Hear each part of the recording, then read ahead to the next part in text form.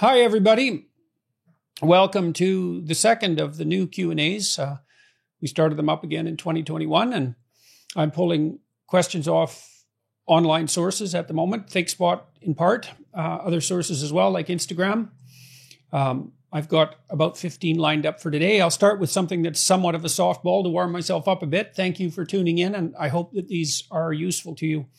Can I read Beyond Order if I did not read 12 Rules for Life? And the answer to that is yes. I wrote the books to stand on their own.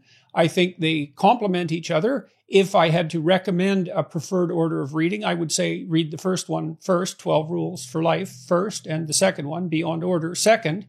But it's not necessary if you read Beyond Order first and 12 Rules for second, or if you just read one of them, that'll work out fine too.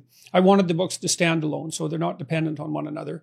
For those of you who don't know, 12 Rules for Life concentrates more on problems that are associated with an excess of uncertainty and anxiety, chaos, and Beyond Order concentrates on problems that are more associated with an excess of order, stultification and boredom and entrapment and tyranny, that sort of thing. And so they make a matched set, given that I view life, I suppose, from a narrative perspective as the battle between good and evil. It's a moral battle, morality, because we have to make choices about how to act and how to perceive, value-predicated choices. So that puts us into the domain of morality.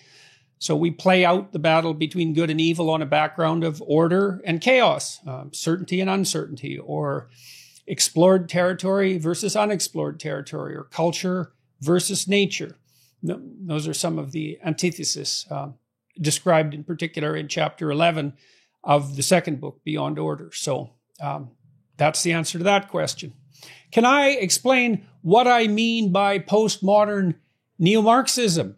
Well, I hope I can explain it since I've been talking about it. It's not that easy to explain because a lot of these terms like existentialism, phenomenology, modernism, postmodernism, they're applied to very large domains of thought, and it's not always easy to settle on a definition, but we'll give it a shot. So hypothetically, postmodernism is a reaction to modernism, a critical reaction to modernism.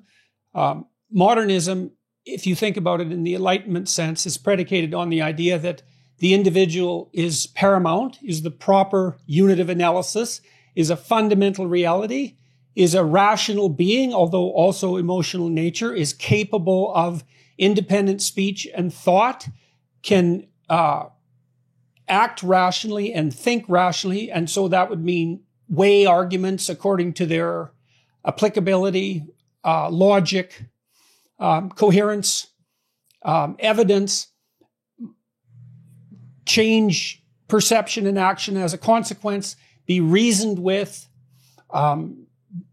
be validly attributed an independent sovereignty, free will. That's all part of the modernist set of presuppositions. Postmodernists are hypothetically skeptical of all grand narratives. That might include all religious narratives, might include the claim that there's such thing as a universal hero mythology, for example, and might aim at criticizing the grand Enlightenment narrative. So postmodernism has often been described as skepticism about grand narratives. Now, the problem with that, as far as I'm concerned, is that I don't really see the skepticism. I see skepticism about some grand narratives. So perhaps there's skepticism about the Enlightenment and the modernist view, humanist, modernist, and religious view of the individual. But what I saw happening and see happening still is that although the formal claim is made that skepticism about grand narratives is paramount, what happens in practice and also in theory is that a new kind of narrative is ushered in, and it's one that appears to me to be a not very well disguised derivative of Marxism. And the Marxist claim essentially is that, or one of the Marxist claims essentially is that history is best viewed as the economic battleground between oppressor and oppressed, between exploiter and exploited, between bourgeoisie and proletariat, between owners and workers. and there's no more important phenomena at the individual and group level than that conflict. Although there is a tremendous difference between people in terms of status, I don't believe that that's a particularly useful way of interpreting the world. And I think that the evidence that interpreting the world in that manner can lead to devastating consequences is overwhelming. There are no successful Marxist governments. There are no successful governments that rely essentially on central planning and that are informed by Marxist theory. There are catastrophic failures that are often genocidal. Now, what's happened with the postmodernists is that many of them were, technically speaking, Marxists to begin with, especially the French intellectuals, people like Foucault and Derrida, were card-carrying Marxists often, or certainly sympathetic to Marxist claims back in the 1960s. And when it became evident to everyone that the application of Marxism almost inevitably resulted in tyranny and genocide, it became no longer intellectually credible to promote those ideas as an intellectual. Not that that necessarily stopped everybody from doing so. Well, what seemed to happen, what happened as far as I can tell, is that the idea of economic conflict was replaced by the idea of power, that the most important element of an individual isn't their individual identity, but the group that they belong to, the racial group, the ethnic group, the gender, the sex, the sexual preference, doesn't matter, some element of group identity, and that the world is best construed as a battle for power between these different groups. And I don't see that there's really much difference between the proposition that history was driven by economic conflict between the oppressor and the oppressed, and the claim that history is driven by power relationships between the oppressor and the oppressed.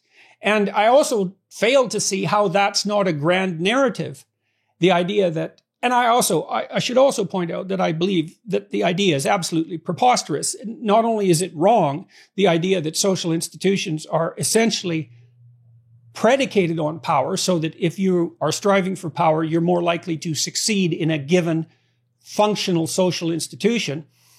I don't believe that there's any evidence that that's the case, and plenty of evidence to the contrary, because the arbitrary expression of power is actually not a very effective means of attaining status and authority. It's certainly a terrible means of attaining competence. So the degree to which our social institutions are predicated on actual competence, the ability to solve problems that we all regard as necessary problems to solve, striving for power is no means to attain competence. And to the degree that our institutions are based on competence, they don't select for power. And people who use power arbitrarily to force other people to do their will are not likely to run stable institutions. They're likely to be overthrown by their underlings, often in a not very pleasant manner.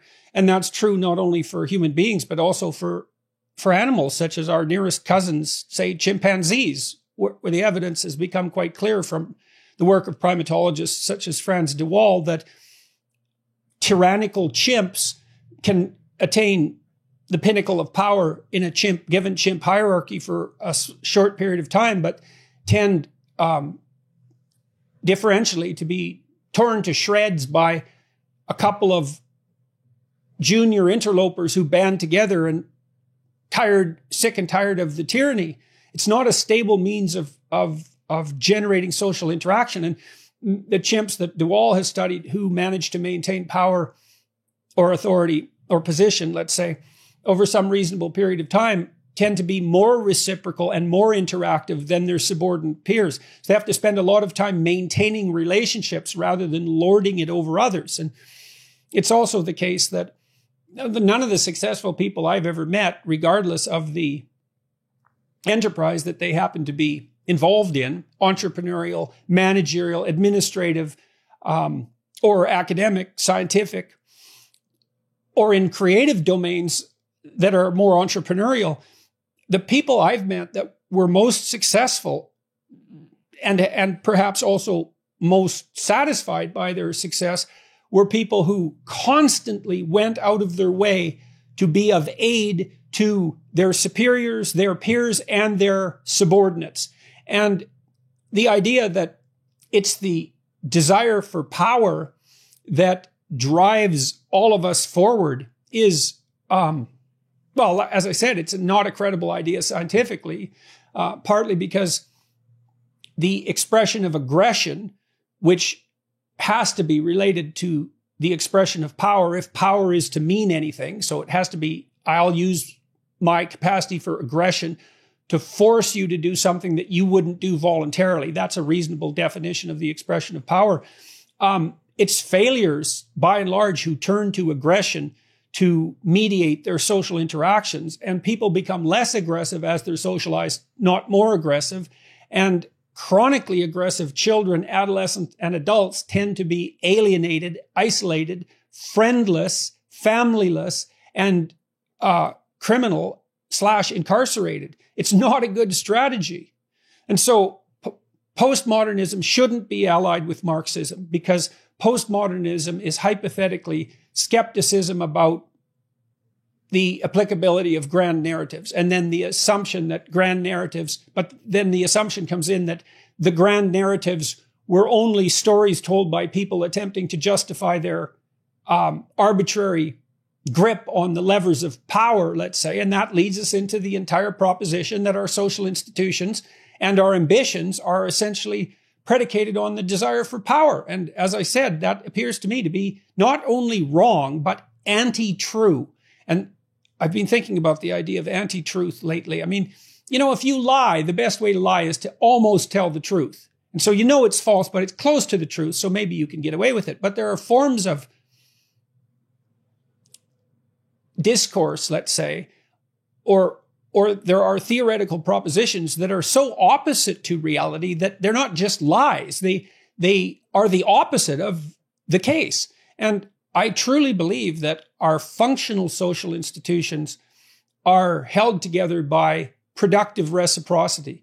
They degenerate. When they degenerate, they can degenerate into a tyranny that's predicated on power. But the fact that degenerate institutions are predicated on power is only an indication that they're degenerate. It's no indication at all that that's the central tendency of our most fundamental social institutions. Imagine you believe that. Well, imagine that you believe that it's power. Well, then you're going to be inclined to exercise power insofar as you wish to be successful. And so maybe that's a way of justifying your own power drive. But if you're guilty about that because you think that the arbitrary expression of power is immoral, and perhaps you should think that, then you're going to view your own ambitions, and certainly the ambitions of others, with a tremendous skepticism. And how are you going to move forward with any confidence in your life if you believe that your own ambitions to succeed are predicated on nothing but the arbitrary expression of power? And so I think it's also psychologically devastating. So now there's another element of postmodernism that we should discuss too, and that's the idea that, and again, these are vague ideas, that there's, how would we put it?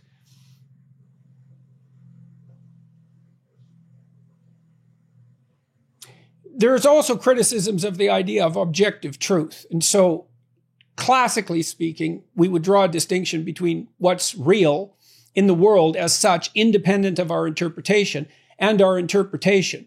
There are lines of postmodernist thinking, and these are particularly associated with Derrida, that appear to imply, although it's difficult to pin down, that everything is interpretation.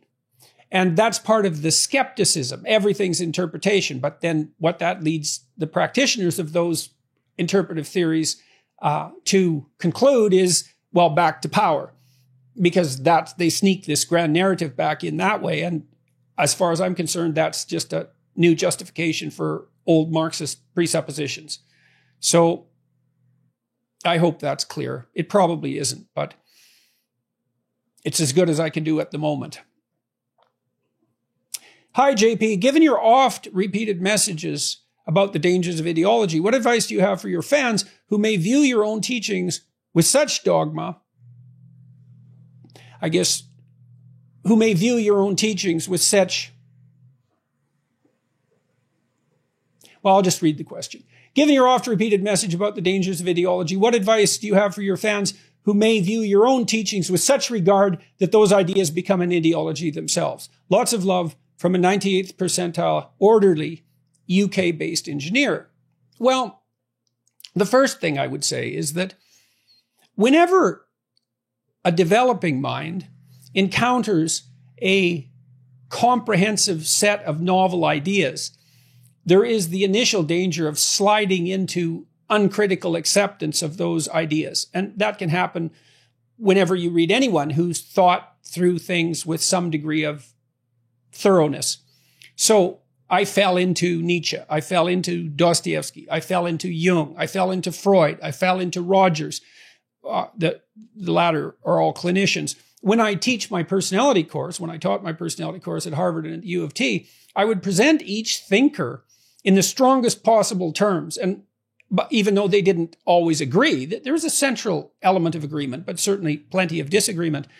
And that was somewhat disconcerting to the students because they would identify with one thinker and then we'd go on to another and they'd identify with them and then we'd go on to another and so on. But I think that's okay as long as you come out the other end, and you tend to. And so when you encounter a new set of ideas, you do tend to adopt them somewhat dogmatically to begin with as you're puzzling through them. And then later, with more development and more reading, you kind of come back to yourself. And so I think that's part of the developmental course of expanding your philosophical or psychological knowledge.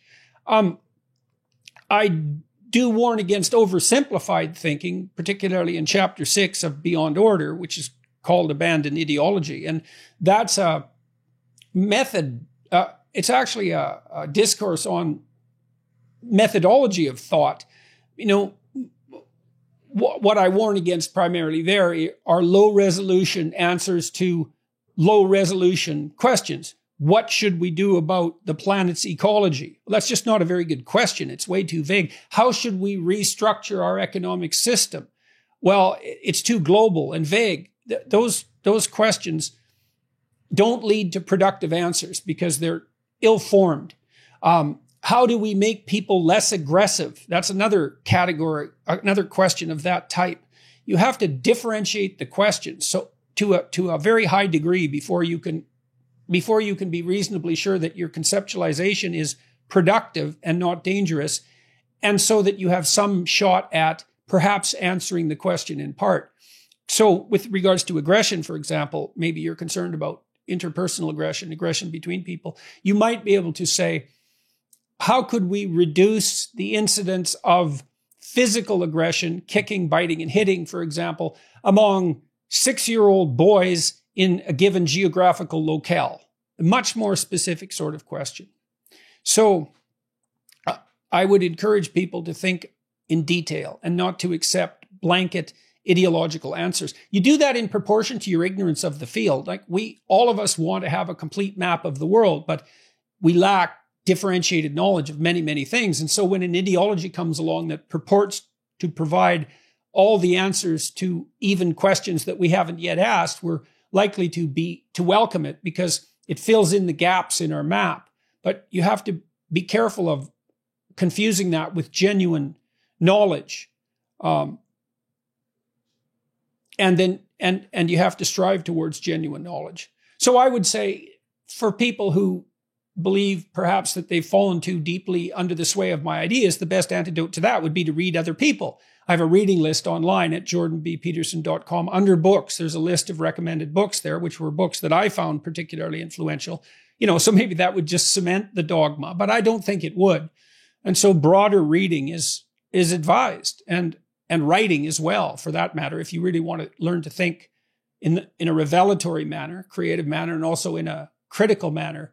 Writing and editing is an extremely useful thing to do.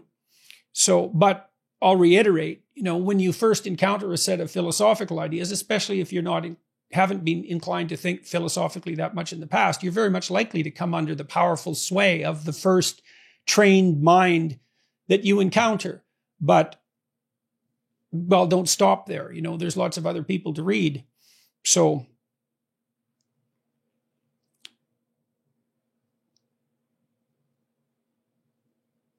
I guess the other thing I would recommend is, and I outlined this in chapter 12, although it's a very strong theme in my first book, Maps of Meaning.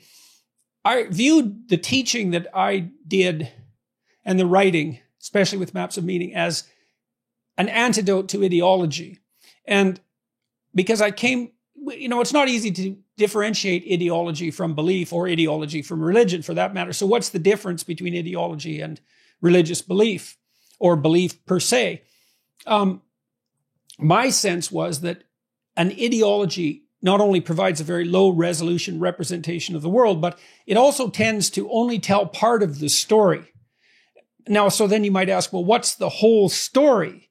And that's a very complicated question. But my answer to that, and this is a consequence of reading deeply into the clinical literature, my hypothesis about that was something that was it turned out being essentially akin to Freud.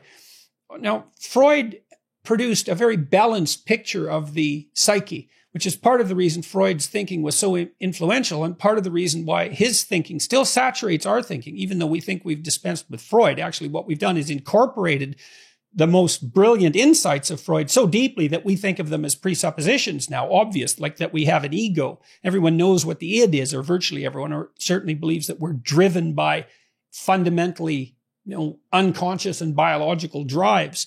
That's a very Freudian idea. And that there is some superego, the effect of society upon us, or at least some concept that's akin to that. We've taken a lot of Freud's ideas, but Freud was very balanced because he talked about the id. So you could think about that as nature within. It's the natural world within. It was a positive element and a negative element. It was the source of all energy, but also it was blind in its motivational demands, let's say, blind and wild in its motivational demands, unruly and dangerous as a force, although completely necessary. And then the ego had a positive element and a negative element as well. So, and then the superegos, that's society, all things considered, that's the patriarchy from the Freudian perspective.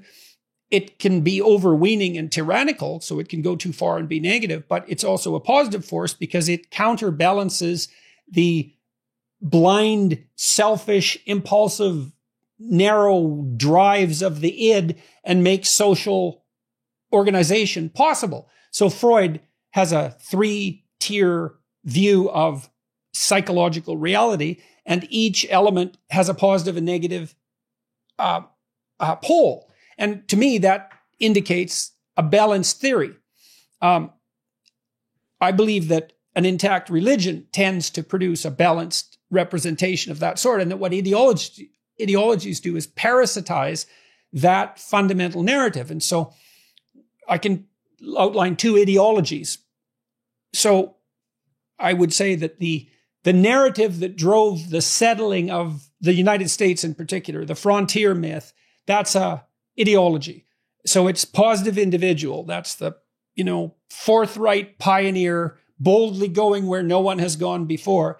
Because a positive view of civilization and society, because along with the pioneering spirit comes the civilization that's imposed on, well, then there's nature, negative. It needs civilizing. It's a wild force. And the positive individual bringing benevolent culture to the savage world. That's the frontier myth. And it's very motivating. And it's true because that's a story that can be acted out, but it's incomplete. And I believe that was compensated for, that incompleteness was compensated for, that this started to happen in the late 1800s with the rise of the conservation ethic, but also it really manifested itself in the 1960s with the environmentalist ideology. And I'm not saying that there's no valid environmentalist claims. That's a different issue. But there's a narrative. The individual is a power-hungry despoiler. Society is fundamentally rapacious, greedy, and devouring. And Mother Nature is being, in all her innocence, raped continually. So, and you see, that's exactly the opposite of the frontier myth. Wherever it lacked, so the frontier myth had a negative view of nature, although it could be fertile, but only, if brought under the sway of the proper social processes, civilization, agriculture, all of that, it had to be tamed nature. It was wild. Well, the environmental nature is everything beautiful in and of itself, the benevolence of Mother Nature. And society on the frontier myth side is a civilizing force, and on the environmentalist side is a despoiling force, and the individual is a hero in the frontier myth, but a villain, essentially a villain, selfish, greedy, grasping, devouring villain on the environmentalist front. Now, if you put both of those together, you get the whole story. Now, of course, it's rife with paradoxes, and that's problematic. People don't like that, but it's much more comprehensive. And so I've suggested to people that, if you only have a negative view of the patriarchy, for example, well, where's the positive element? And if you only have a positive view of nature, well, what about cancer and guinea worms? I think they're called guinea worms. They're a kind of parasitic worm whose nature I don't want to go into, but aren't pleasant and have thankfully been eradicated. And then with regard to the individual too, is like, well, there should be polarity there. And I think in a well-functioning religious system provides you with a polarized view of all these different levels of reality, individual, social, and natural. And ideologies fragment that. And so they gain their power by riding like parasites on an underlying religious reality, essentially, religious narrative that's necessary to orient you properly in the world, functionally in the world, and functionally both with regard to yourself, nature, and society. So, well, that's the answer to that question. Hi, Dr. Peterson. I have a 12-year-old sister who's recently been really interested in starting dressing as a boy, even changing her hair and cutting it very short. I'm sure she is in an exploratory phase, but I'm a little worried. Should I or my parents intervene? Or let her just explore now that she's young? Lovely to have you back, Dr. Peterson. Well, thank you for that. Look, let me tell you a story about my son. When he was little, 3, 2, maybe even 2, probably, really little, his sister, who was a year and a half older, had a bunch of female friends, obviously, and they used to play dress up in the basement, and they'd spend a fair bit of time dressing Julian up in, like, as a fairy or as a princess. And, I kind of cast my eyes upward on that and my eyebrows. But then I thought about it for a couple of minutes, and I thought, well, look, what's going on here? Well, Julian is engaged in this game, and he's having a good time. And so, I trusted his instincts as a small child, to the degree that you can trust a small child's instincts because they go astray too. But, he seemed to be a well-adjusted kid, and he was playing. And what do you do when you play? Well, you experiment with different roles, with different identities. That's what, especially fantasy play, that's what fantasy play is. So let's say that you're a little boy and you want to understand little girls. Well, you're not going to think them through. I mean, Jesus, even adult males can't think adult females through. I mean, we're very complicated, and thinking about it isn't necessarily going to get you very far. It's like thinking about dancing isn't going to make you into a good dancer. And so what Julian was doing, in some sense, was more akin to dancing than to thinking. He was playing at what it meant to be female. So he was using his own body, his own being, to act out what was feminine. And the girls were playing with that too. They were trying to assess the difference between male and female and how those might interrelate. And that's why they were fascinated with that kind of dress-up play. So I just let it go, let it happen. And that was the right decision, because I realized that had I interfered with it, I would have been saying to him, the nature of the feminine is such that it presents such a danger to what is masculine or what is young that it can't even be played with in fantasy. And that's definitely the wrong message. And so, he dressed up like let them dress him up as a princess and enjoyed it, or as a fairy, and played it out. And that was all fine. And, he did. Now, how much this had to do with that play, I have no idea. But he grew up to be, a very diplomatic and understanding sort of person. And although he's tough as a boot. And so it worked out fine. Now, with regards to your 12-year-old sister, look, there's a huge range of gender experimentation and gender expression among young people. And I would say that your instincts that this is an exploratory phase are accurate and that you should leave it be. However, I would also say that you should be there and watch and talk, because things are so unsettled now in relationship to gender identity that what could easily just be laudable exploratory play or the exploration of the boundaries of gender identity could easily be transformed into assertions by ideologically addled interlocutors that this is indication that your sister is in fact male. And that would be a consequence of falling prey to the very stereotypes that are hypothetically under attack. The fact that this girl, woman to be, is feeling urges to toy with a masculine self-presentation is no necessary indication that at some level she desires to be a man. It's a form of play, and or a form of fashion, which is also a form of play for that matter. And so I think your best bet is to say to her implicitly and explicitly, you'd say it implicitly by leaving it alone to some degree, but even explicitly to say, look, if you want to play around the boundaries of identification as male or female, go right ahead. But don't prematurely mistake your interest in the manner in which the other sex presents itself as some indication that there's something flawed about your own or questionable about your own identity as a female. It's not evidence for that. And so play, but don't assume that the play is manifesting itself because there's some necessarily hidden reality that has to be brought to the surface. And I think that is a real danger in the political landscape that we have set up right now. So it's play, and fair enough. So, you see this, there's all sorts of play in terms of gender representation. In the 1970s, in the rock and roll world, there's a whole subset of glam rock, which was men and theatrical men adopting makeup and high heels, platform shoes, tight clothes, long hair, all elements of femininity, essentially, kind of a dramatic femininity. They were still men. It was part of play and entertainment and drama. And that's fine. The drama doesn't have to take on a physiological reality. At that point, you have to wonder if it's gone a bit too far. That should be the first presumption, is that it's gone a bit too far at that point. So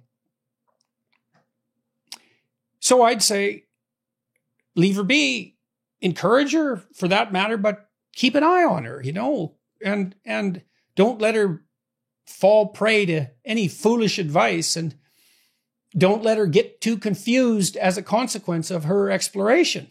In all probability, this is the general life course, even children who have gender dysphoria, so who are unhappy with their current sex, the data indicate that the vast majority of them settle into identity with their physiological form and their psychobiological form, for that matter, by the time they're 18. So, and there's a tremendously wide range of femininity to masculinity within women, and a tremendously wide range of femininity to masculinity within men too. So what constitutes normal is a pretty broad category.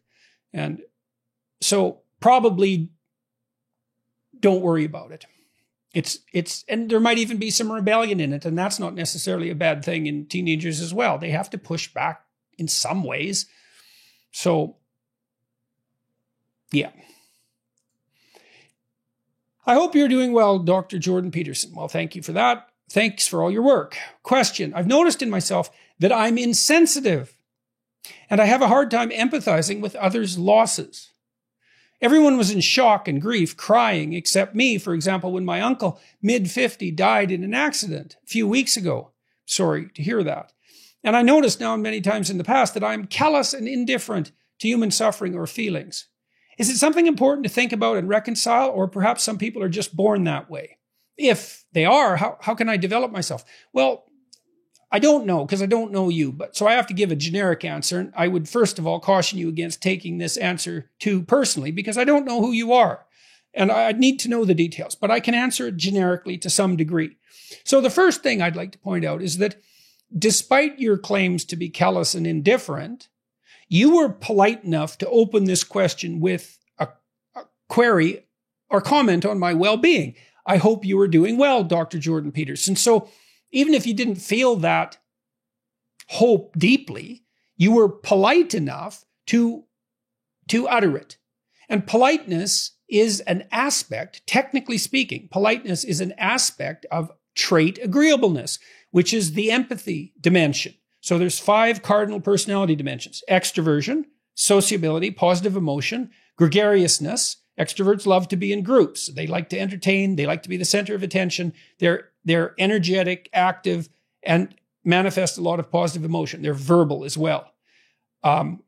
Introverts, they're quiet. They tend to keep to themselves. They'd rather have one-on-one interactions with people. I think introverts prefer nature and extroverts prefer the human social world. But the evidence for the introverted preference for nature is weaker, but it's something that I've noticed for what it's worth.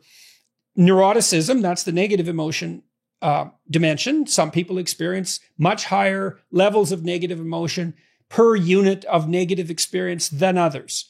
That might be relevant to you, and we'll get back to that. Agreeableness, which is the empathy dimension. Women are higher in agreeableness. They're higher in neuroticism as well, quite substantially in both cases, although populations of men and women overlap more than they differ. Agreeableness is the empathy dimension. It's composed of compassion and politeness. And you're describing yourself as relatively low, perhaps relatively low in compassion. That's a more masculine mode of being.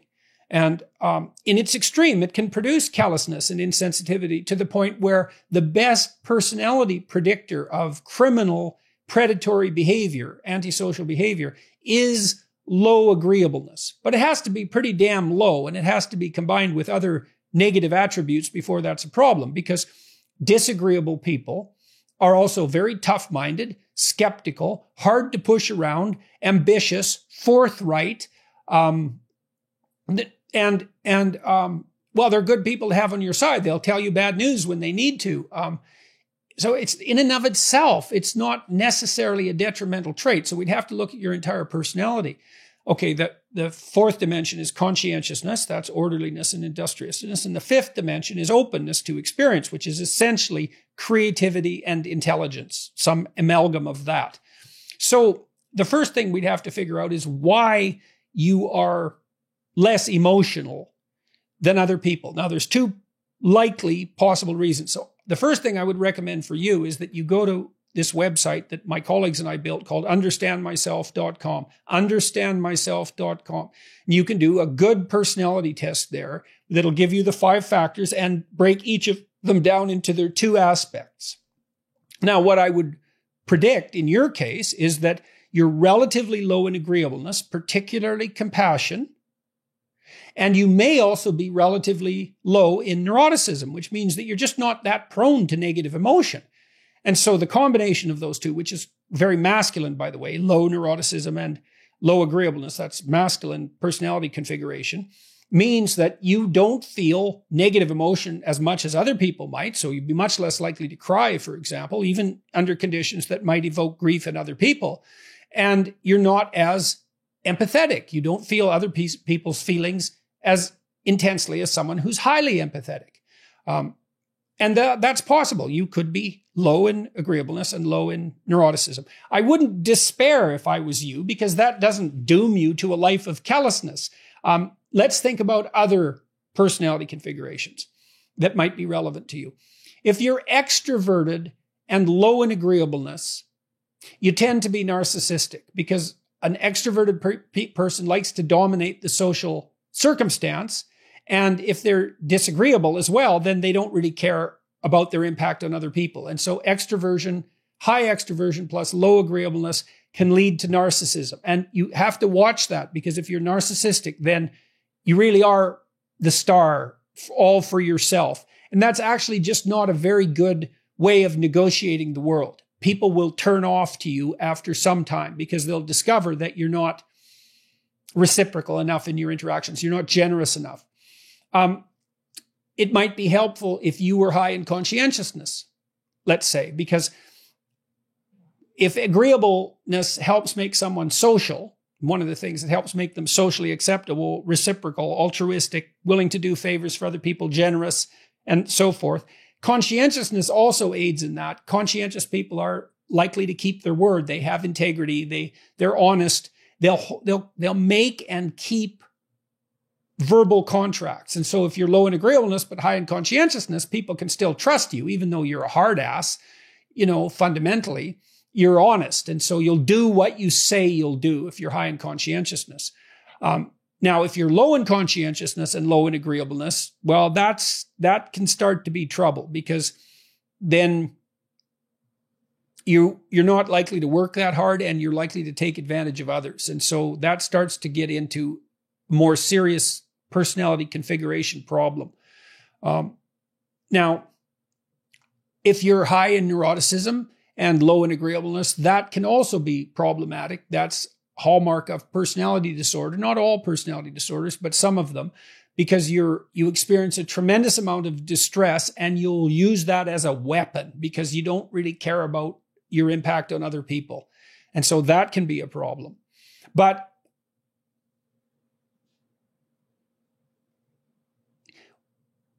I wouldn't presume on the basis of what you've told me that you're in trouble. Now, if you are genuinely extremely low in compassion, for example, so take this personality test and find out, and extremely low would be, let's say, under 5th percentile. And even then you're 1 in 20. So that's not that bad, not that extreme. I don't mean bad.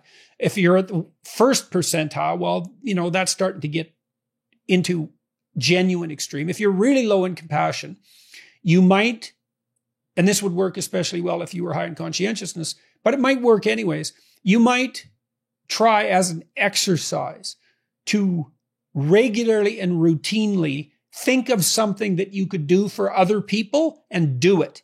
Like you might have to do that coldly and cognitively in some sense instead of emotionally and nicely. But I suspect that would help expand your personality. So you could still have the advantages of being disagreeable, being hard to take advantage of, for example, but you could learn the advantages of generosity and reciprocity.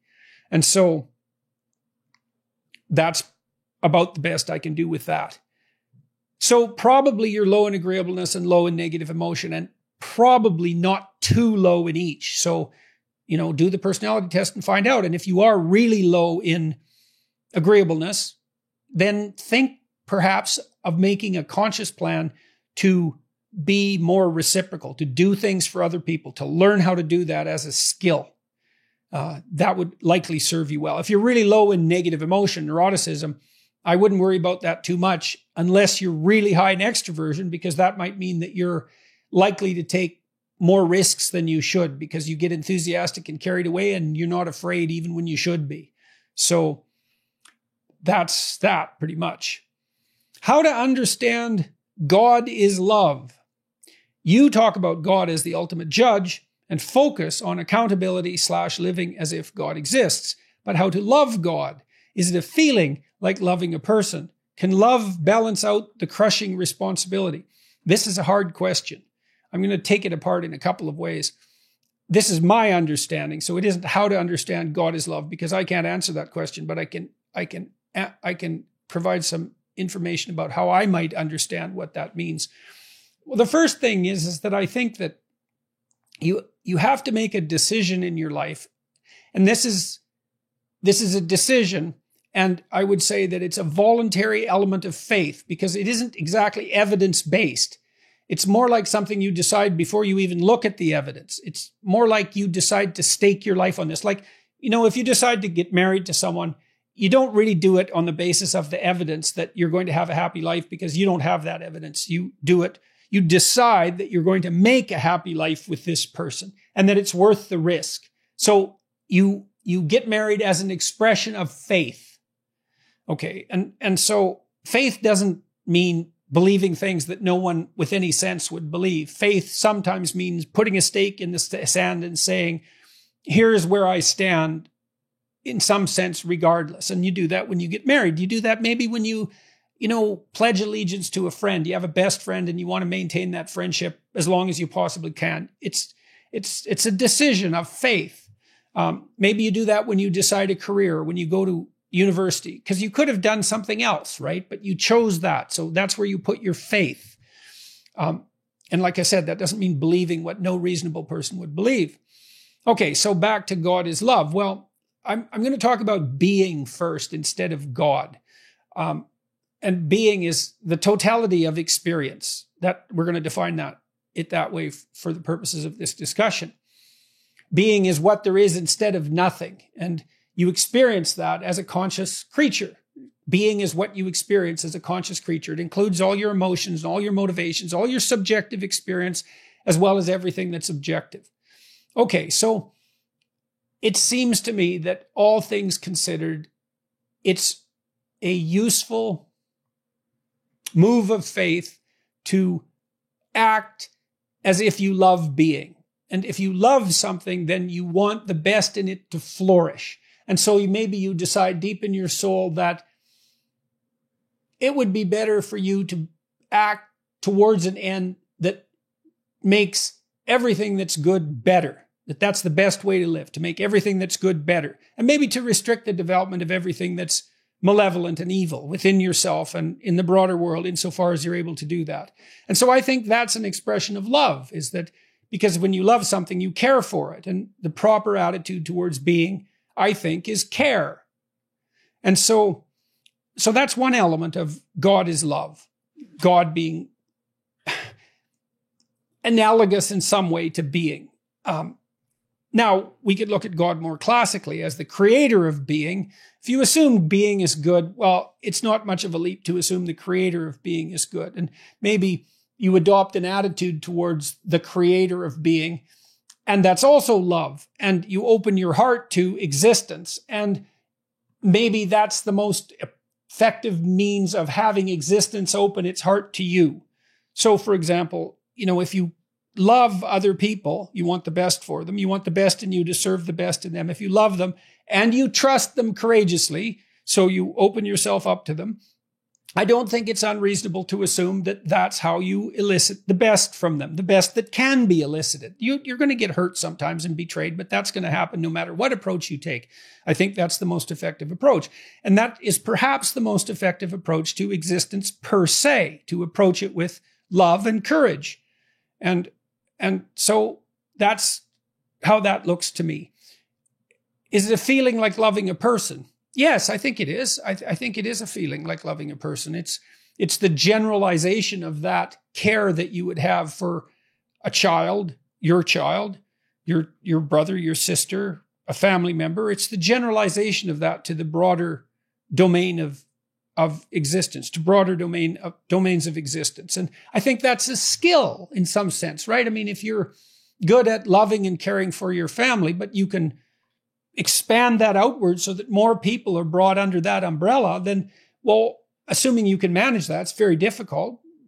It seems to me that that's laudable. It seems to me that we spontaneously admire and would like to imitate people who are capable of that. And so you see that when you have a job or you encounter a boss who takes you under his or her wing and helps develop you, or you find a teacher who's particularly inspiring, or you work for an entrepreneur who's inspiring and who also opens doors for you.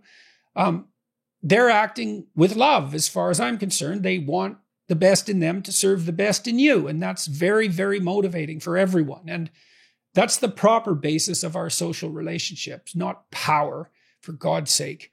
So can love balance out the crushing responsibility? That's a sophisticated question. I don't know the answer to that.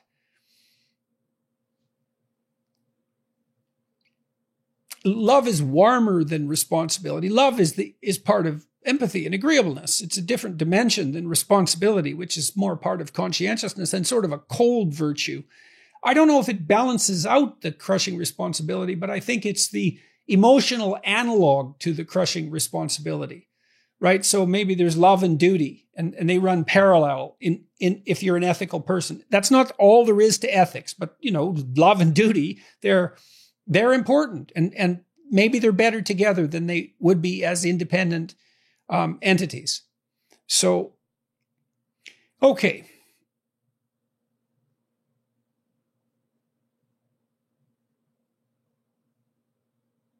Hi, Dr. Peterson. I'm a 25-year-old female. I think I'm afraid of intimacy and closeness. The thought of a man taking care of me and having to cede some of my control to create room for that scares me. I want to try and be in a romantic relationship, but I don't know how to allow it. What advice do you have? Okay, well, let's take your questions apart first of all. I think I am afraid of intimacy and closeness. Okay, fair enough. And the first thing I would tell you is that does not make you unique. And I'm not saying that in a manner that's designed to be condescending or insulting. I'm just saying that, well, that's a very common fear. You're not alone. You may think you're alone in that, but you definitely aren't. And it's also a justified fear. I mean, if you allow someone to be close to you, then you open yourself up to them and they can hurt and betray you. So, of course, there's reason to be afraid. So what do you do about that? Well, there's reason to be afraid of lack of intimacy and distance. You want to be alone for the rest of your life? That's a frightening thought. In all likelihood, it's not that easy to get through life on your own. It's lonesome and difficult. And if you're in trouble, you don't have someone to help you out, and you don't have someone to help when they're in trouble, and you don't have anyone to share your triumphs with, and all of that. So that's not good. So you might be afraid of intimacy, but you should be at least as afraid of its lack. And so maybe those fears can balance. You say, well, I'm afraid of intimacy, so I won't go there. Well, you're not afraid enough of being alone. And so you got to bring that up. It's like, yeah, well, I don't want to be alone for the rest of my life, assuming you don't. It seems like you don't, because you said, I want to try to be in a romantic relationship. So you want this.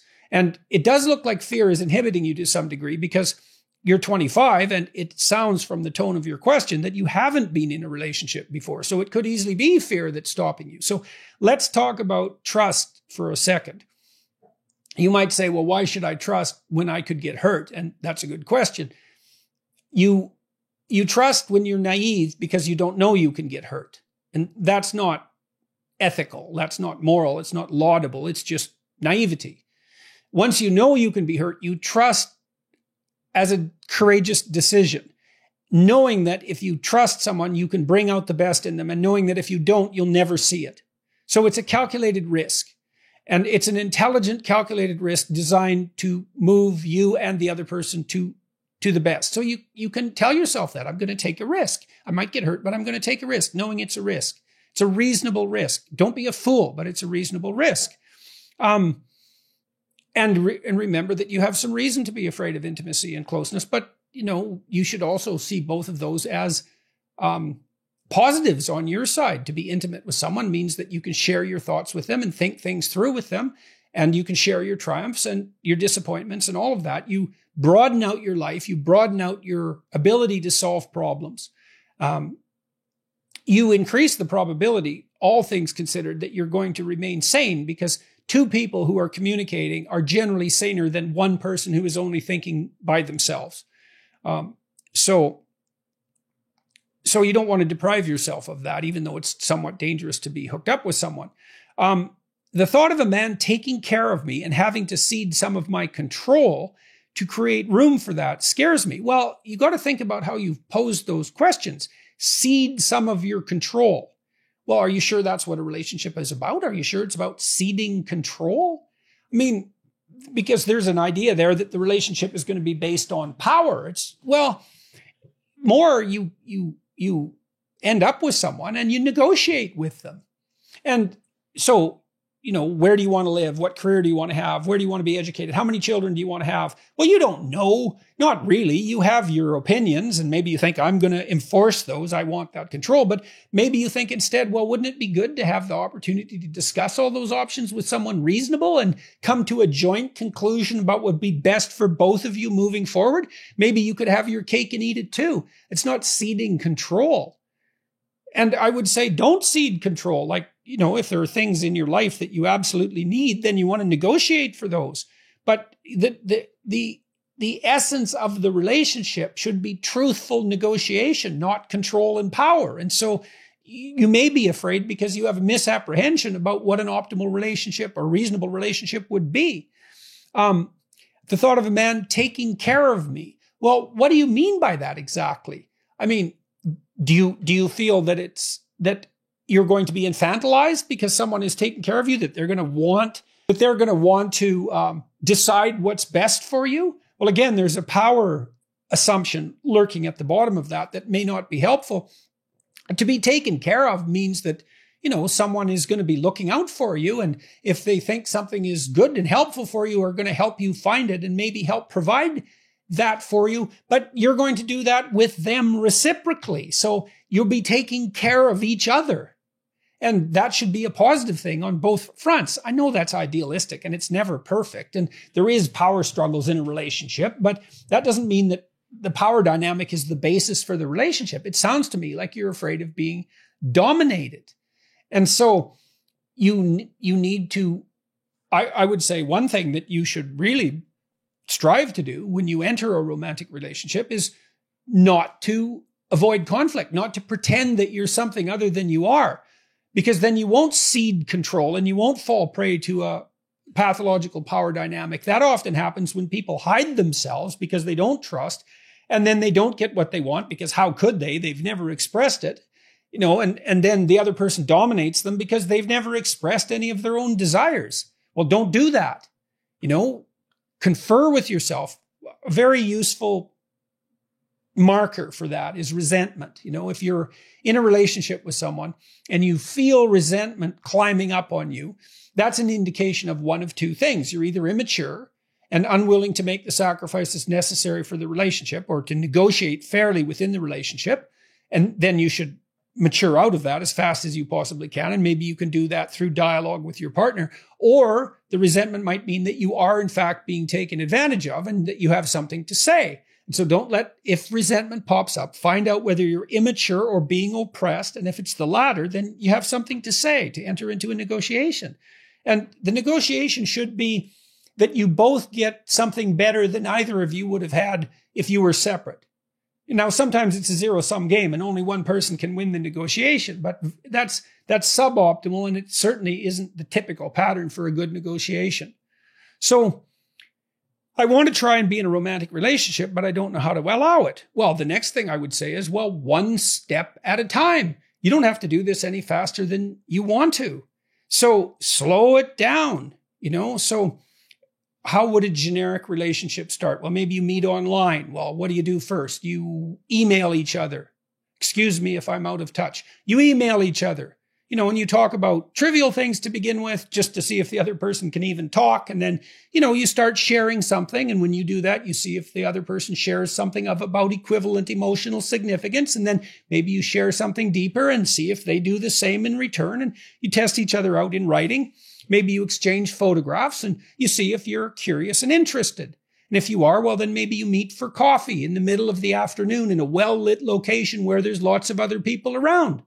And you check the person out and you have a conversation and you see if you like them and if there's some attraction and if there's some curiosity. And maybe you meet for coffee 3 times because you're not in a hurry, and then maybe you go to a movie and you see if you decide which movie or if he decides which movie and whether that can be negotiated about and whether you respond the same way and whether you have anything to talk about afterwards. And maybe that's all you do. Maybe you go to a movie 5 times. Like, you don't have to do this any faster than necessary. And so if you're afraid, don't bite off more than you can chew. You can adjust the rate at which the relationship progresses. And I would say that to all the women who are listening, is like, slow the hell down. You think that if you don't allow the relationship to proceed sexually, say at a very rapid rate, you're going to lose the interest of the guy. If that's the case, then lose it because it's not worth it. If he has any sense at all, if you slow things down, and there's anything more there than just mere physical lust, let's say narrow-minded, impulsive physical lust, which is nothing to sneer at, by the way, but is hardly the basis for a good relationship. If he can't tolerate it slowing down, well, then he's not that interested in you, or he's immature, so don't worry about that. Slow it down. It's to everyone's advantage to slow it down. So slow it down until you're not afraid. That's part of learning to negotiate with yourself. So get the hell out there and get in the romantic relationship. Try them out, but don't do them quickly, and make sure that you keep your head about you and that you don't, that you don't allow your cowardice, essentially, to interfere with your ability to express what you want.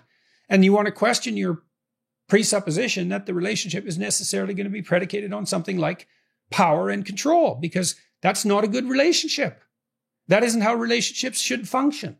They're pathological when that's what they're about. And you should be afraid of them if that's what they're about. So get out there and learn how to do it, but do it slow. Play a bit, practice a bit, but get at it, because you're 25. It's time to get moving. You'll be 30 a lot faster than you think. So get at it. Dr. Peterson, I'm a recent father.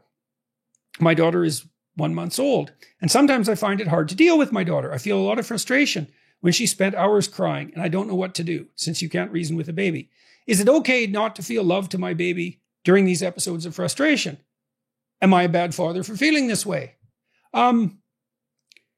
Look, everyone is upset, frustrated, and stressed by a crying baby. I mean, that's what the crying is for. There isn't anything that's more upsetting than a baby who won't stop crying. Well, for obvious reasons, right? Because if you didn't care whether the baby cried, well, then you wouldn't respond to its distress.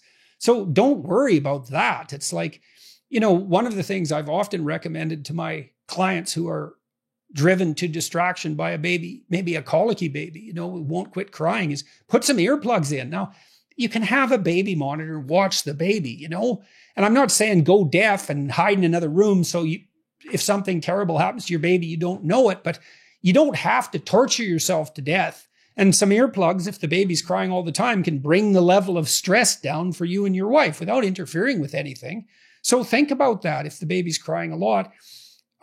Babies shouldn't cry constantly, day after day, hour after hour. If that's happening, if your baby is crying, this is a guess, it's not medical advice, I could be wrong, but it's like a parameter, If your baby is crying more than 3 hours a day, especially continually, and it's probably much less than that, but you should probably think about talking to a doctor about that and see if there's some gastrointestinal problem. One of the things you might check is what your wife is eating if she's breastfeeding, because infants can respond quite dramatically with intestinal upset to the components of breast milk. And cruciferous vegetables, for example, can be particularly toxic in that regard. So that's something to check out. You could experiment with the baby with different,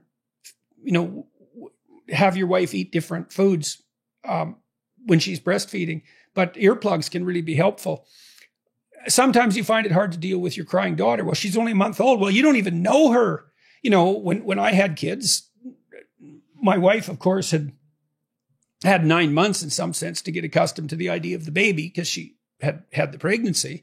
And in some sense, she was already in a relationship. But my sense was, who the hell is this? And I mean, it was a baby and it was my baby. And so it was a particular baby, but I didn't have any particular relationship with that person to begin with. And something you have to learn. You've only had a month. You don't know this person. You got to get to know a baby, even when they're little. You have to spend time with them. You have to rock them. You have to play with them a little bit. It's hard when they're that young. It's particularly hard for fathers, in my estimation. It's easier for fathers when babies become more interactive, say after 9 months. So don't worry about that too much. You got to get to know this person, but do that because it's worth it. And so do what you can to interact, change the baby's diapers and, pat her and look at her, and babies like massage. It's really good for them. And you can kind of get to know the baby that way and hold her as much as you can and rock her and all of that. But don't worry, unless you wouldn't be worried about this if you were the kind of monster that should worry about it. You're concerned because you don't have always this overwhelming sense of love. It's like, you got to get to know this person. You will, in all likelihood. Don't be scared away from the baby because of this, and it's only the early months. it took me like 6 months to really start to get to know the baby. And you see, the person's there already. Like, I have kids who are grown now, and they're who they were when they were babies. Like, they're way distant when they're babies, and they're not well defined. They're kind of far away in some sense. They haven't come out into the world. But their core character is there, and you have to get to know them.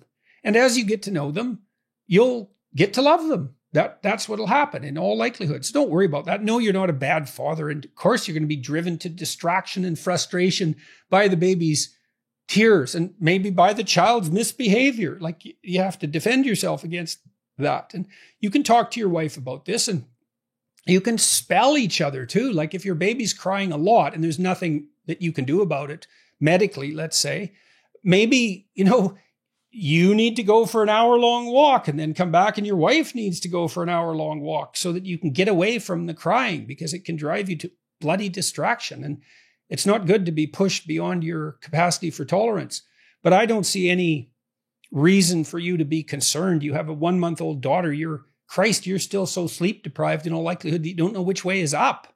The first year is very intense, and although extremely interesting and compelling because of all the transformations, it's quite challenging. And so just hang in there. You'll do fine. Massage, babies like touch. They like skin to skin contact. That's another thing you can do, is put the baby on your chest, without any, the baby can have a diaper on, obviously, but skin to skin contact, the babies like that. They like to be touched. They like to be patted. Get to know the baby. Don't be afraid. And like I said, earplugs can really help. You can still hear the baby crying. It just won't drive you out of your skull. And what good is that if you're all frazzled and stressed? The baby will pick that up too. So, yeah. Good luck. You'll do fine, I suspect. How did I balance marriage, fatherhood, and a demanding career? Well, I stopped wasting time. That helped a lot. I stopped drinking. I stopped going to bars. I really didn't spend a lot of time with my friends when I had young kids in particular. I had friends, and I saw them, with some degree of regularity, but where I cut corners was more with social life outside my family. So I spent a lot of time with my wife, and I spent a lot of time with my kids, and I spent a lot of time on my career. And so you have to make choices. And I think those were reasonable choices. I'm not displeased with them. Don't abandon your friendships, but you can certainly look at where you're wasting time and just stop doing things that you know to be a waste of time. So, and I did. And so I had enough room for my marriage, and I had enough room for my kids, and I had enough room for my career, and, sort of a multidimensional career. And it was always a challenge to me too, to see how efficient I could get. And you can also, and I've really recommended this for relatively higher income, dual income couples who are trying to pursue dual careers, kids, and marriage. You can outsource, hire a cleaning lady if you can afford it. Buy restaurant food if you can afford it, etc. You can outsource. You can have someone do your laundry. Then you can concentrate on your marriage and your kids. I know that is only an avenue available to people who have relatively high incomes, but people who have dual incomes have relatively high incomes. And so outsource what's unnecessary so that you can concentrate on what's necessary. I mean, I didn't do that when I was beginning my career, because when I lived in the United States, when I was in my late 20s and starting my family, we had one income. You'd think a Harvard beginning professor makes a lot of money, and I suppose that's true in some absolute sense, but relatively speaking, we didn't have enough money to buy magazines. We all our money went for housing cost and the basic necessities of living. I had a car that was 20 years old, 25 years old, I think. It was old. It was a bloody thing. The doors fell apart on the person I sold it to, like 6 months down the road. They knew it was a wreck at that point, but we drove that thing right into the ground. So I know that's not necessarily possible for everyone at the beginning of their career, but if you have two incomes, you can manage it. I concentrated on my marriage and making time for it.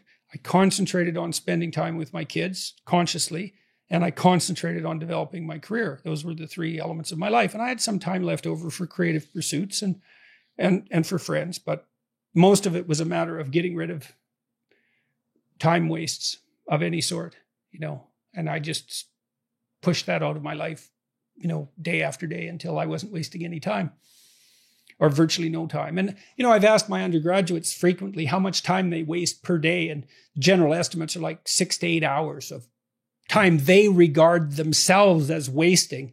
Like that's a whole career right there, right? So if you just stop wasting time, you can do a tremendous amount, especially if you also try to maximize efficiency. And I always found that incredibly motivating, a motivating game. How much can I do in the least amount of time possible? That's fun to try to do that as far as I'm concerned.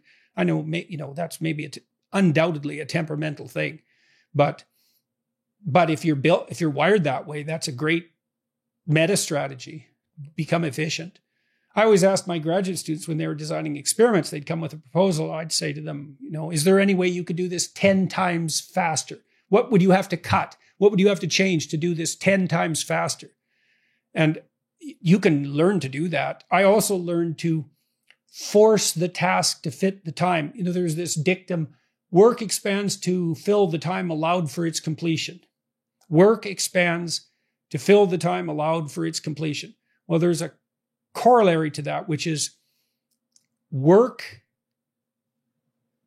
becomes more efficient in proportion to the restrictions of time placed upon it. So if you say, well, this could take me 2 weeks, but I'm going to do the best job I could in 1 day, you'd be amazed. You can get 90% of the way or 95% of the way, or sometimes even farther in that day.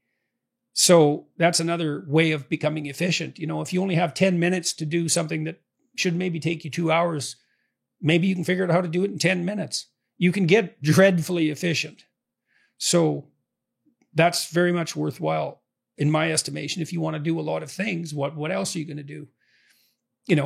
Rather than become efficient, if you want to do many things, you don't have much choice. But I found it extremely entertaining to try to do that. And when I was healthy, I could do a tremendous amount in a very short period of time. I'm very frustrated that that's not so much the case now, although perhaps it's coming back to some degree. I have recently found a passion in studying psychology. I can relate to that. What books should I read to expand my interest? Anything written by the great clinicians, assuming that you're interested in clinical psychology. I presume that because when people think about psychology, they generally don't think about research psychology, which is a different endeavor. They usually think about clinical psychology. All the great clinicians, Carl Rogers, Abraham Maslow, Sigmund Freud, Carl Jung, who else?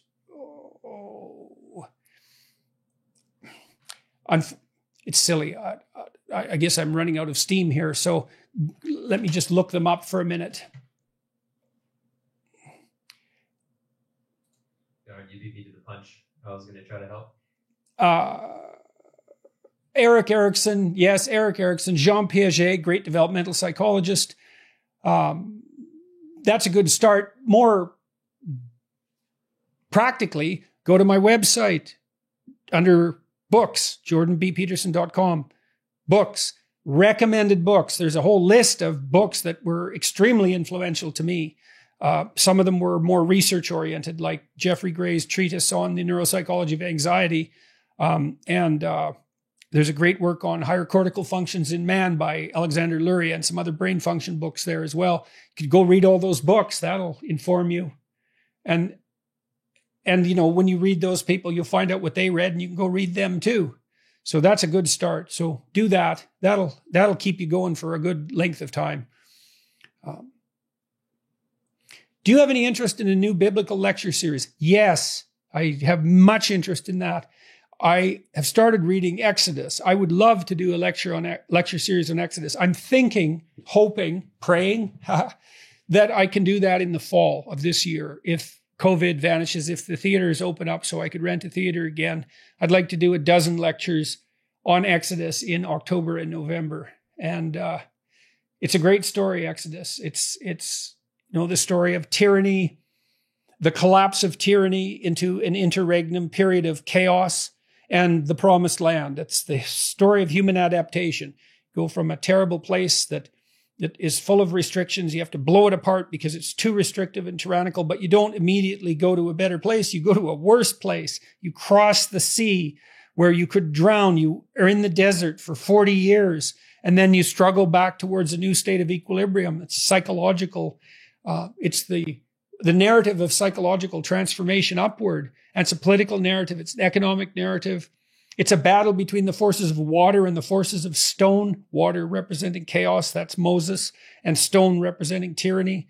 It's brilliant and deep and profound. And I would love to do a lecture series on Exodus if I had the intellectual wherewithal. And so it's one of my great hopes that I would be able to do that. So that's my plan. And, if I'm healthy enough, I'll try it and see if I can manage it. God willing and all that. So what are your thoughts on superheroes? Well, they're quasi-religious figures. They're literary figures, symbolic figures. They're amalgams of what's admirable. So you imagine that we have this instinct to admire, and it takes us over. It doesn't happen voluntarily exactly. You admire someone sort of despite your will, and you tend to admire the ideal. So here's an example. I was talking to a great biologist this week,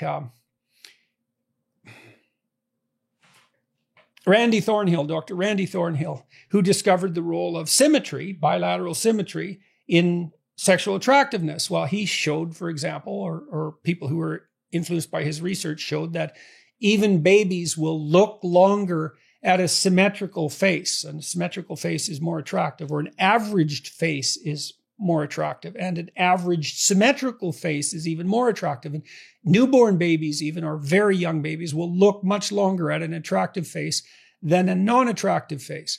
And that's because they are primed to admire the ideal that they need to strive to become.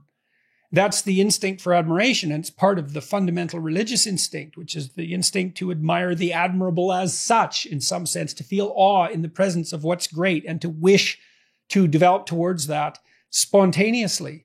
And so, well, superheroes, in some sense, you really wouldn't need superheroes in a culture that had a fully functioning religious structure, because the religious structure would fill in the superhero gap. But since the death of God, so to speak, well, we need superheroes because that's part of the way that we rebuild our gods. And so you take a given superhero and he's an amalgam of some admirable traits. He might have some flaws too, just to make him more interesting, or sometimes because an admirable trait comes along with a flaw, and that's part of the complexity of the world. But the superhero is not a normal person. He's a super person, obviously, and super means superordinate. It means above. And so, if you took three people and took the best from each of them and made them into one person, they would be a sort of superhero. And so, there's a fictional element because the powers are expanded, but that's also a way of exploring the fact that with admirable qualities comes an increment in power. So that's perfectly fine. And so the reason our culture is so enthralled by superheroes is because we're nowhere near religious enough. Obviously, that's the reason. It's the same reason we're entranced, especially the engineering types who tend much less to be classically religious because of their thing-like orientation rather than their people orientation. They get all their religion through science fiction. They don't even notice that it's happening, but it doesn't matter. It's happening. If you're interested in that sort of thing, you could read The Hero with 1,000 Faces by Joseph Campbell. That's a great representation of the emergence of heroic themes in literature across cultures, literature and religious thinking.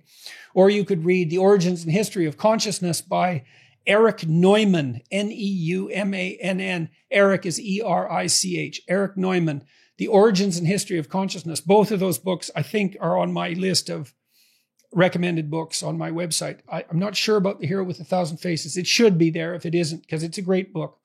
In any case, superheroes are quasi-divinities. Obviously, look at Thor and Marvel Comics has divinities in its superhero pantheon, and they fit in perfectly because what's the difference between Iron Man and Thor? Immortality, I suppose. Although Thor's immortality can't be absolute, or he wouldn't be interesting because you couldn't kill him, and you're not interesting unless you can die. So superheroes evoke the the evoke admiration and the desire to emulate.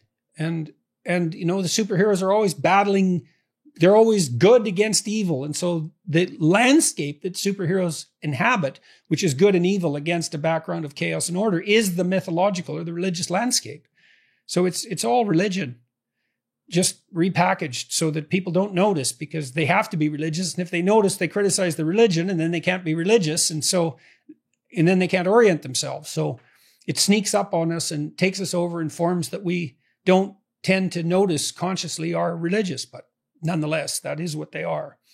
So, and they're so successful today because, well, like I said, our culture is had the slats kicked out from underneath it. So it doesn't have a traditionally functioning religious substructure, and it has to. It has to. Partly what I've been writing about recently is the contamination of political belief with religious belief, because religious belief isn't put in its proper place. And then politics becomes religion, and then that's a bloody catastrophe, literally. So, yeah. So that's why. Have you done any more reading about Islam? Not in the last 2 years. I haven't done much reading at all, although I've been reading a lot, I suppose, in preparation for these podcasts that I've been doing. But other than that, I haven't really been able to read. So I've bought lots of books about Islam, and I have read a fair number of them previously. Are you planning to have a debate with a Muslim on my podcast? No, but I do have 2 Muslim scholars scheduled for the next month and a half. One more liberal, who wrote a book called Reopening Muslim Minds, and another, Hamza Youssef, who's more conservative, who's been recommended to me by, well, the more liberal author of this book was one, but by many, many people on YouTube. I mean, I've been wanting to do this for a long time, but I didn't believe that I had the intellectual wherewithal to manage it. It's not going to be a debate, though, because what the hell do I know about Islam? I mean, I can talk to whoever I'm talking to like an ignorant Westerner, and that's what I'll do. And I'll put out whatever objections said ignorant Westerner might have and questions. But mostly what I want to do is listen and ask questions. I don't have anything to debate because I don't know the culture well enough to debate it. I mean, I can put forward my objections to what I see as certain attributes that appear to be associated with the culture, like the fact that women's rights, construed from a Western perspective, tend to be less than manifest, let's say, in countries that are Islamic. So I'd like to talk about that, for example. So, and especially given that there is overwhelming empirical evidence that rights granted to women is one of the best predictors of economic well-being. So I don't know how Islamic fundamentalist cultures deal with that particular fact. They don't tend to score all that well in terms of economic freedom or productivity as well. So, those are incendiary claims, but those are the sorts of things I'm going to say, perfectly willing to be revealed as wrong. But, the best I'm going to be able to do, because I'm not that informed. It's a very complex culture. It's not easy to unpack. And it's also not a culture that has really unpacked itself, right? It's still, in many ways, a functioning religious society. It hasn't subjected itself to analytical self-criticism. And so that makes it very difficult to understand philosophically from the outside. So anyways, you can see how this discussion might go, but I'm very much looking forward to it. And I hope it's, I've had this literally visions of everyone coming to the table, so to speak, and we need to bring everybody to the great banquet table of the world. And hopefully these dialogues will be part of that, some small part of that. And so I'm really looking forward to it. And I hope I conduct it well. I have lots of Muslim readers and viewers and listeners, and I don't want to alienate them casually or purposefully for that matter. I want to say what I have to say and stick as close to the truth as I can possibly manage. But I want to engage in a genuine dialogue because we need to engage in a genuine dialogue, because the alternative to that is war. So, or if not war, failure to cooperate. And that would be stupid, because we do a lot better if we all cooperated, obviously. So anyways, I have 2 people coming on, and hopefully that'll, lead to something else. That's the hope. And so I'll talk to these 2 people within the next month, and release those talks within the next 2 months. So that's the upshot for that. What is the difference between spirituality, faith, and religion? Well, that's not a very well-posed question. I don't mean that to be critical. I'm going to restructure the question. You can think about two elements of religious phenomenology, phenomena that are associated with the religious world. There's a spiritual element that's less constrained by belief and more a consequence of, say, emotion and motivation and aesthetic experience and all of that, unbounded in some way by explicit dogma. So there's a dogmatic element and a spiritual element, and that would correspond, roughly speaking, to belief versus exploration in a more general cognitive sense, roughly. But both are necessary, right? Because for all its flaws, collective adherence to a dogma, there's no distinction between that and peace. Because peace reigns when people accept unquestioningly a sufficient number of presuppositions to guarantee cooperation. So you don't get away without dogma. You might say you're anti-dogmatic. It's like, yeah, in some ways, possibly now and then. And some people more than others. But most of the time when you ask a question, you hold 1,000 things constant and allow one thing to vary. And so the constancy is the dogma and the variation is the questioning. There's a spiritual element that's associated with experience, with awe, with wonder, with questions about the meaning of life, with the feeling of love, the feeling of devotion, the feeling of duty, the desire to admire, the aesthetic sense that a visit to a cathedral might produce, or gospel music, or music in general, for that matter, which has a pronounced religious element, spiritual element. And lots of people describe themselves as spiritual, but not religious, which means that, well, they haven't been able to apply systematic philosophical reasoning to the wheres and whys of their experience. So now, if a belief system becomes entirely dogmatic, it tends to rigidify and ossify and become tyrannical. So that's not good.